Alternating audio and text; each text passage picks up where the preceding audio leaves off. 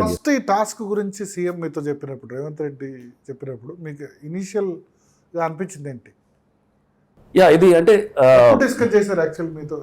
నేను IG multizone 1 ఉన్నాను. అప్పుడు తర్వాత అంటే ముఖ్యమంత్రి గారు పర్టికులర్గా ఈ టాస్క్, ఇది ఇంపార్టెంట్ టాస్క్ ఇది.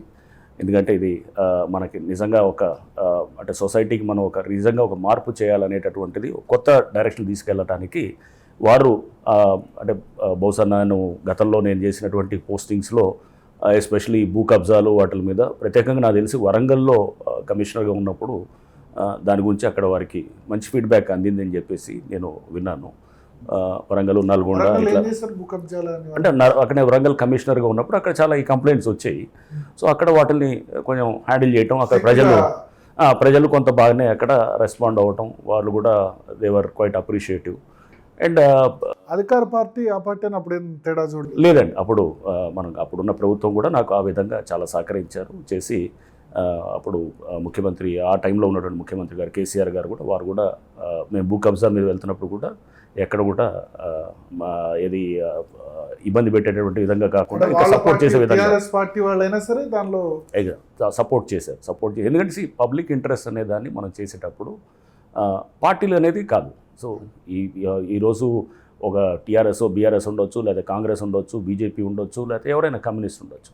అల్టిమేట్గా నష్టపోయేది ప్రజలు అన్నమాట. సో మనం అందుకోసం దాన్ని మనం క్లియర్గా ఉంటే కనుక దెన్ మనకి అన్ని పార్టీలు కూడా సపోర్ట్ చేస్తాయి. సో అప్పుడు నేను వరంగల్ ఉన్నప్పుడు అన్ని పార్టీలు సపోర్ట్ చేశారు. అక్కడ టీఆర్ఎస్ సపోర్ట్ చేశారు, కాంగ్రెస్ సపోర్ట్ చేశారు, లెఫ్ట్ పార్టీ సపోర్ట్ చేశారు, బీజేపీ వారు కూడా సపోర్ట్. టీఆర్ఎస్ అంటే అసలు అక్కడ చేసిందే అప్పుడు బీఆర్ఎస్ నేతలను కదా భూ కబ్జాలు చేసి. అదే అందుకోసం వారిని అరెస్ట్ చేసినా కానీ కూడా, ఎంతోమంది వాళ్ళ లీడర్స్ని అరెస్ట్ చేసినా కానీ కూడా పార్టీ పరంగా కూడా వాళ్ళు సపోర్ట్ చేయడం జరిగింది. అప్పుడున్నటువంటి అడ్మినిస్ట్రేషన్ కూడా సపోర్ట్ చేయడం జరిగింది అనమాట.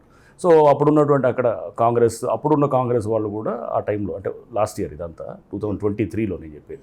సో 23లో అప్పుడు వాళ్ళు కూడా అందరూ అన్ని పార్టీలు చేశారు. మంచి చేస్తున్నప్పుడు రాజకీయాలకు అతీతంగా మనం పోతుంటే అందరూ చేస్తారనేది నేను అది చెప్పాలనుకుంటున్నాను ఫైనల్గా. సో దాంట్లో పాలిటిక్స్ వరంగల్ దృష్టిలో పెట్టుకొని ఇక్కడ ఇంప్లిమెంట్ అని అనుకుంటున్నాను. వరంగల్, నల్గొండలో కూడా నేను చేసినప్పుడు దాదాపు 4 ఏళ్ళు చేశాను. అంటే అక్కడ కొంత బెటర్గా హ్యాండిల్ చేశాను. దీనికి కొంచెం ఏంటంటే ఇట్లాంటి ఇష్యూస్కి హ్యాండిల్ చేయాలంటే కనుక చాలా కొంత బ్యాలెన్స్డ్గా ఉండాలి. కొంచెం దాంతోపాటు మనకి చాలా స్టబన్గా కూడా ఉండాలి కొన్ని సందర్భాల్లో.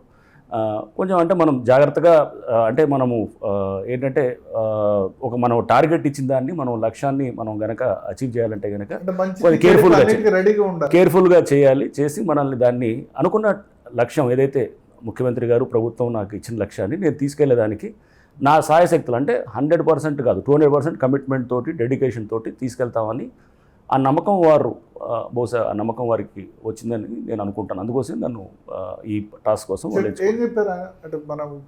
నేను యాక్చువల్గా నాకు చెప్పింది ఇది ఇంపార్టెంట్ టాస్క్ ఇది.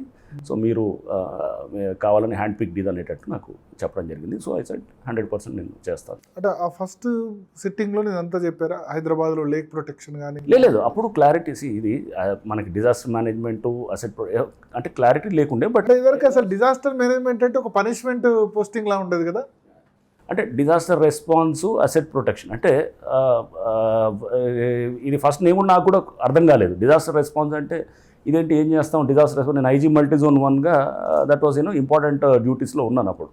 నార్త్ అండ్ సెంట్రల్ తెలంగాణ అంతా కూడా అప్పుడు ఇది నేను I was looking after the law and order, దానికి రిలేటెడ్గా చూస్తూ ఉన్నాను. దాదాపు 17 జిల్లాలు ఉండే అనమాట. 17 ఇది మనకి పోలీస్ యూనిట్స్ ఉండేది. సో ఉన్నప్పుడు that was an important task. నేను కాసేపు నాకు అర్థం కాల, ఇది డిజాస్టర్ రెస్పాన్స్ అంటే ఇది అంత మరి మనం చేయడానికి అంత స్కోప్ ఉన్న